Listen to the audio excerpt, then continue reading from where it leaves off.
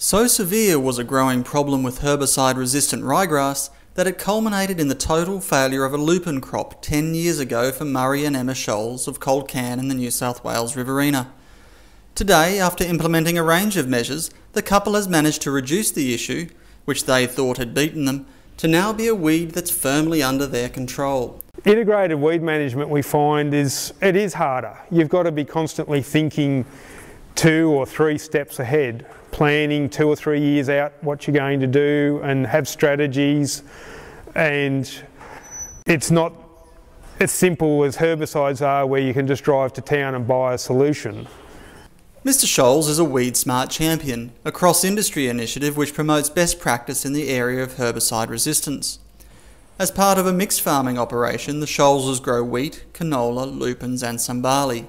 Their efforts have seen the paddock, which suffered total crop failure 10 years ago, now completely free of resistant weeds after focusing on the prevention of weed seed set. If you really want to do that, that means taking a paddock out of production for 2 years straight, and that's very expensive. We have done that, and by doing that we've totally beaten it. Across the rest of his farm, he has adopted other less drastic measures to keep the problem at bay, including wide-scale windrow burning. We're doing things like we're condensing all the residue that comes out of the back of the harvester in our canola and lupin crops and putting it in narrow rows and slow burning.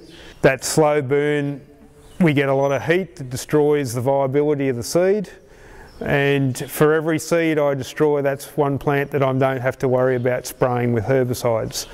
We're not getting every seed that goes through the harvest is not being destroyed, but even if we're removing 80 or 90%, that's a big help, and it's been a very low cost and effective method. Other methods include making hay and silage, increased crop competition and strategic fertiliser application.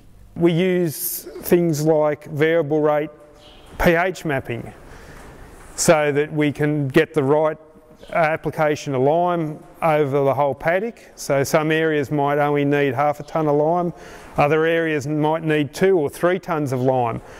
But by putting that 3 tonne of lime up, it lifts the soil up, which improves the crop's capacity to compete.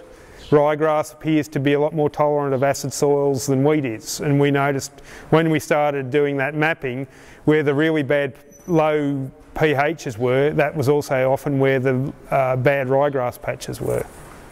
Mr. Scholz says integrated weed management is much harder than just using herbicides, but it is the only option left. We have to farm as if there will never be another new herbicide. Strategies I'd recommend is finding ways to reduce that seed bank, whether it be windrow burning or a chaff cart, Harrington seed destructor, whatever it is, just biting the bullet, and when you've got a problem, doing something about it and not letting it get away on you.